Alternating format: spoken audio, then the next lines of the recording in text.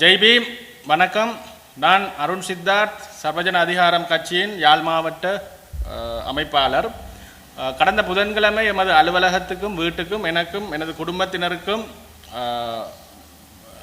அச்சுறுத்தல் விடுத்ததாக நாம் போலீசில் அளித்த முறைப்பாட்டுக்கு நாங்கள் இன்று எமக்கு போலீசார் எதிர்வரும் 21ஆம் தேதி வெள்ளிக்கிழமை அந்த அச்சுறுத்தல் விடுத்த தரப்பிலிருந்து 3 வரை நீதிமன்றத்துக்கு முற்படுத்தி இருப்பதாகவும் எமது தரப்பில் முறைப்பாட்டாளராக என்னையும் எனது மனைவியையும் நீதிமன்றத்துக்கு எதிர்வரும் வெள்ளிக்கிழமை வருமாறும் அழைப்பு விடுத்திருக்கின்றார்கள்.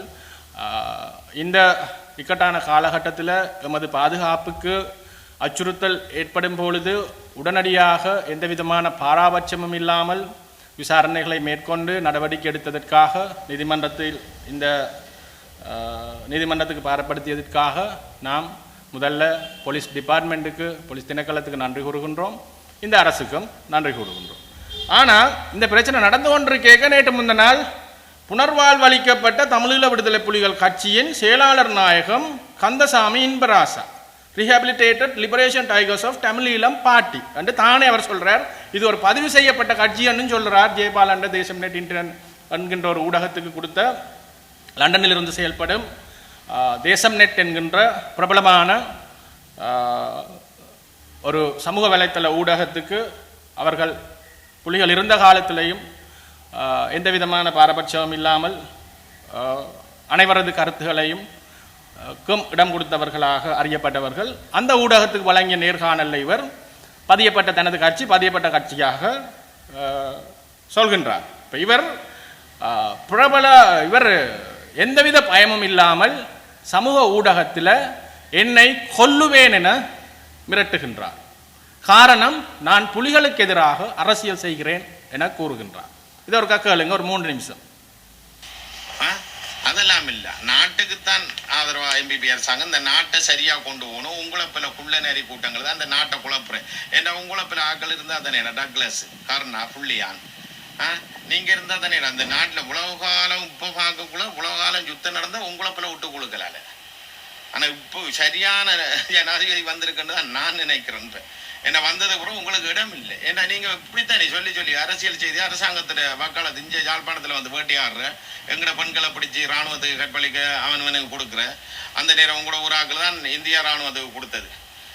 உங்களோட ஊராக்கள் இல்லை, அந்த இபிஆர்ல 1-2 பேர் அந்த தனி ஊராக்கள் இல்லை, மன்னிக்கணும்.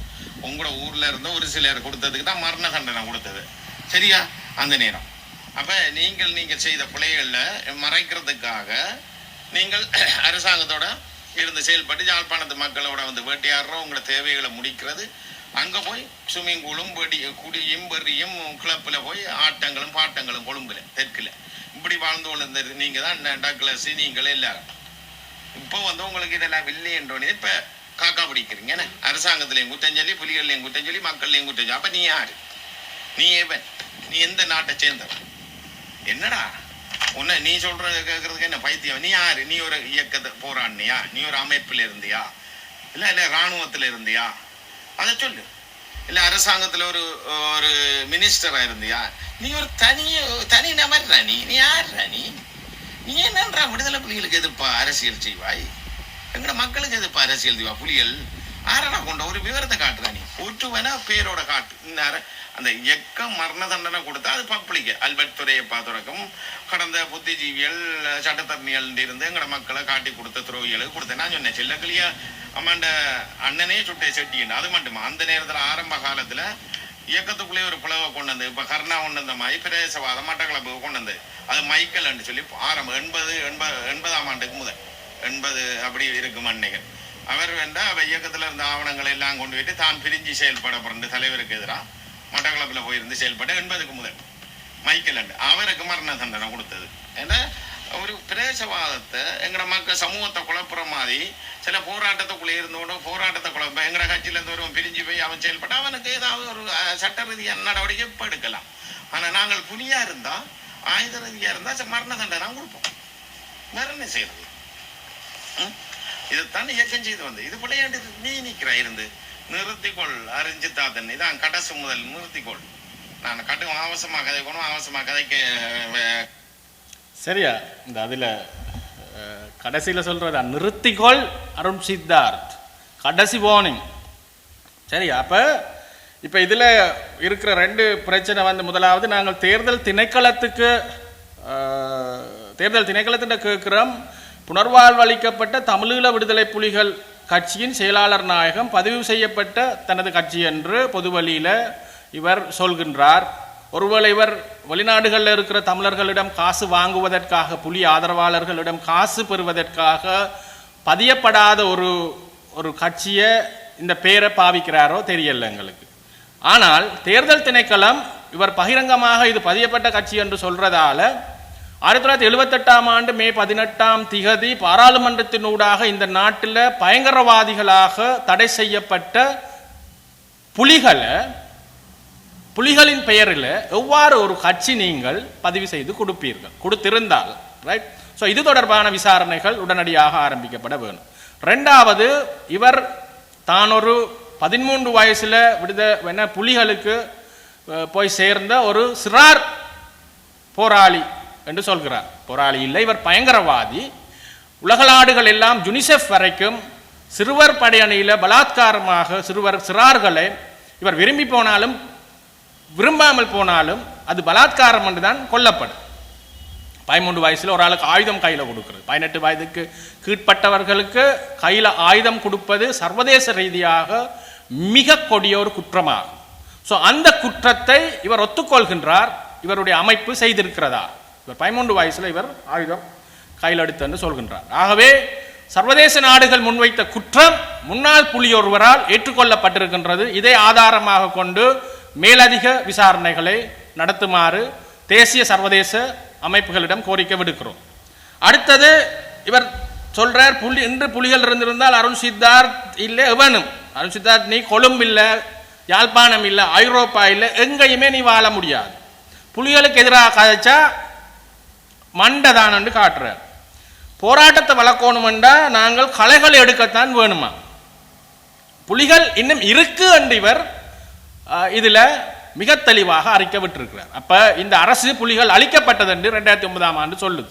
ஆனா இவர் சொல்றார், முன்னாள் பயங்கரவாதியும் பயங்கரவாத அமைப்பான புலியின் சிறுவர் பயங்கரவாதியும் ஒரு தெளிவான வாக்குமூலம் ஒன்று அளித்திருக்கின்றார், புலிகள் இருக்கணும். அப்ப பயங்கரவாத தடுப்பு பிரிவுக்கு நாங்கள் இந்த நபரை உடனடியாக கைது செய்து விசாரணைகளை ஆரம்பிக்குமாறு கேட்டுக்கொள்கிறோம். அந்த இருக்கிற புலிகள் எங்கெங்க இருக்கிறார்கள் அனைவரையும் காட்டித்தாண்டு.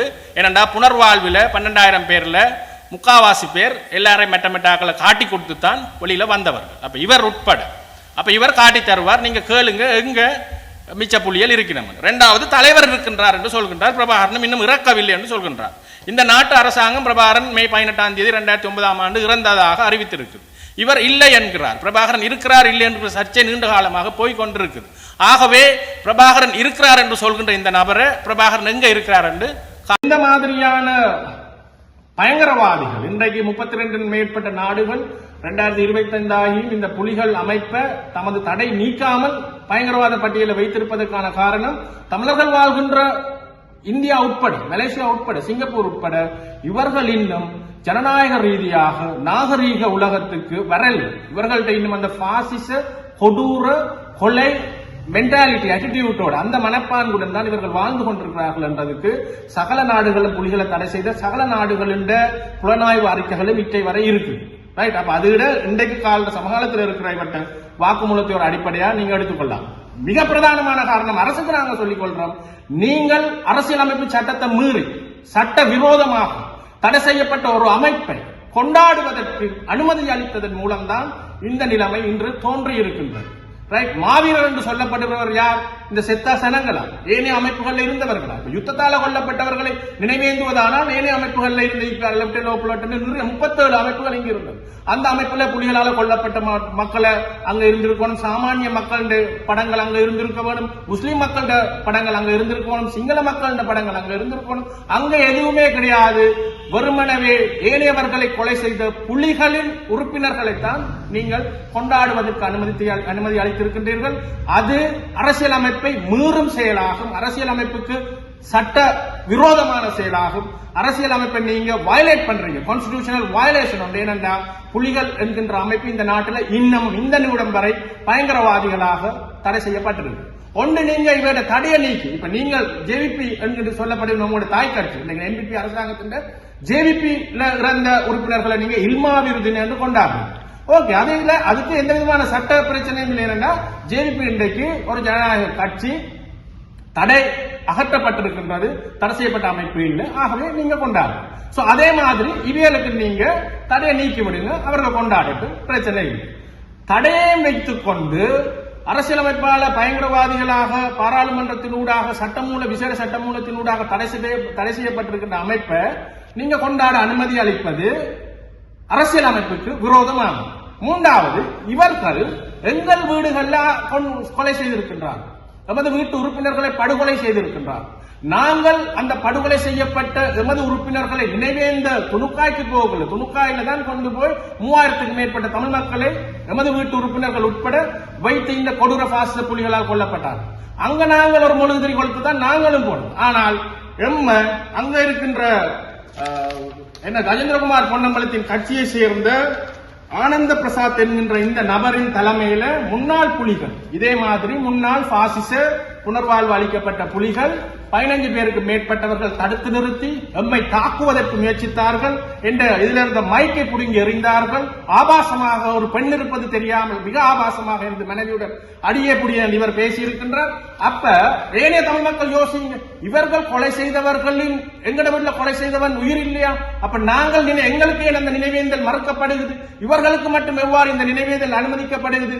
அப்ப இது எல்லாமே மிக மோசமான மனித உரிமை மீறலும், அரசியலமைப்பு மீறலும், சட்ட மீறலும், எங்களுடைய அடிப்படை உரிமை மீறலும் ஆகும். Fundamental rights violation. என்னுடைய வீட்டில் ஒரு ஆள் 3 பேர் கொலை செய்யப்பட்டிருக்கின்றார்கள், கொன்றவர்கள் இன்னும் இருக்கின்றார்கள். அவர்களுக்கு இந்த சட்டத்தினால் தண்டனை வழங்கப்படவில்லை. எனது கண்ணுக்கு முன்னால் என் வீட்டில் கொலை செய்தவர்கள் கொலைகாரர்கள் மாவீரர்களாக கொண்டாடப்படும் பொழுது ஒரு மனிதன் தனது கையில் என்று ஆயுதம் ஏந்துவானாக இருந்தால் இந்த சட்டம் ஒரு நாட்டில் இருக்கிற சட்டம் தனது ஒரு குடிமகனுக்கு இழைக்கப்பட்ட அநீதிக்கு முறையாக நீதி வழங்காத பொழுது அந்த சட்டத்தின் மீது அந்த குடிமகன் நம்பிக்கை இழக்கும் பொழுது தனக்கான நீதியை தான் பெற்றுக் கொள்வதற்காக சட்டத்தை கையில் எடுப்பார்.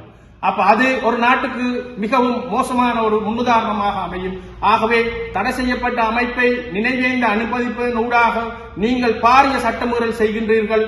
இதே மாதிரி ஏனைய மக்களும் சட்டங்களை தமது கையில் எடுத்தால் இந்த நாடு என்னவாகும் என்பதை சற்று சிந்தித்து பாருங்கள். 2வது.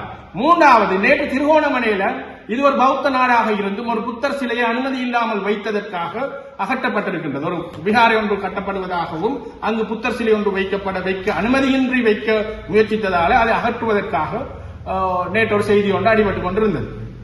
நாங்கள் இந்த அரசிடம் கேட்கிறோம், இந்த திலீபனுடைய இந்த நிமிஷம் வரை இந்த நாட்டில் பயங்கரவாத கொலைகாரர்களாக தடை செய்யப்பட்டிருக்கின்ற ஒரு அமைப்பின்ற பல கொலைகளுக்கு காரணமான ஒரு நபரின் சிலை ஒன்று நல்லூர் கோயிலுக்கு பின்னில இருக்கு. இது அன்ஆத்தரைஸ்ட் ஸ்டாச்சு, இது அனுமதி பெறாது கட்டப்பட்டிருக்கின்ற ஒரு சிலை. அப்ப இந்த சிலை ஏன் அகற்றப்படவில்லை? அனுமதி இல்லாமல் கட்டப்பட்டிருக்கின்ற சிலை அனுமதி இல்லாமல் கட்டப்பட்டிருக்கின்ற இந்த பயங்கரவாதியை நினைவேந்துவதற்கு இன்றைய அரசாங்கத்தின் கேபினட் மினிஸ்டரான ராமலிங்கம் சந்திரசேகரன் செல்கின்றார். இவருடைய இந்த அரசாங்கத்தின் கட்சிக்காரர்கள் அங்கு சென்று பூ போடுகின்றார்கள், கும்பிடுகின்றார்கள். அப்ப இது என்ன மாதிரியான இரட்டை நிலைப்பாடு? இந்த நாட்டின் உயரிய சட்டமான அரசியல் அமைப்பை மிக பாரதூரமாக என்பிபி அரசாங்கம் மீறுவதாக நாங்கள் கருதுகிறோம். ஒரு எதிர்கட்சியாக அரசின் தவறை சுட்டிக்காட்டுவது என்பது கடமை என்பதற்காக இதை நாங்கள் சுட்டிக்காட்டுகின்றோம். இந்த அரசியலையும் இடதுசாரி அரசியல் இடதுசாரிகள் ஊடாகத்தான் நாங்கள் அரசியல் கற்றுக்கொண்டோம். எனக்கு அரசியல் கற்றுத்தந்தது ஜேவிபி ஸ்தாபகர்களின் ஒருவரான விக்டராய் ராவிய பத்திரிகையின் ஆசிரியர் என்று மறைந்த முன்னாள் ஆசிரியரும் ரோண விஜயவீரோட ஒன்றாக இருந்தவரும் அந்த நேரம் கைக்கொண்டு செய்யும் போது கையிழந்தவருமான விக்டராய்வன் தான் எங்களுக்கு அரசியல் கற்றுத்தந்தவர், என்னுடைய குருவானவர். அப்ப நாங்களும் இதே முகாமில் இருந்து தான் வெளியில வார். ஆகவே இந்த என்பிபி அரசாங்கத்தில் இருக்க என்னது நண்பர்கள்ட்ட சொல்லிக் கொள்றோம், இது ஒரு தனிப்பட்ட ஒரு பர்சனலா இதை நீங்க எடுத்துக்கொள்ளாதீங்க. இது கொள்கை ரீதியான பிரச்சனை. அருண் சித்தார்த் இன்றைக்கு இல்ல, இன்று 10-15 வருடங்களா எனது 18-20 வயசுல இருந்து நான் வைத்திருக்கும் அல்லது நான் பிரச்சாரப்படுத்தும் கொள்கை இந்த பாசிச சர்வாதிகார எதேச்சாதிகார முதலாளித்துவ வெளிநாடுகள ஏஜென்டாக வேலை செய்த இந்த நாட மோசமான பாதாளத்துக்கு படுகொலியில தள்ளின இந்த பயங்கரவாத சித்தாந்தத்துக்கு எதிராகத்தான் நான் என்றும் எனது கருத்துக்களை முன்வைத்திருக்கின்ற எனது நிலைப்பாடு அதுவாக இருந்திருக்கின்றது. ஆகவே இந்த எதிர்ப்பு உங்களுக்கு கொள்கை ரீதியானது, தனிப்பட்ட ரீதியானதாக இதை எடுத்துக்கொள்ள வேண்டாம் என கூறி நிறைவு செய்கிறோம். நன்றி, வணக்கம்.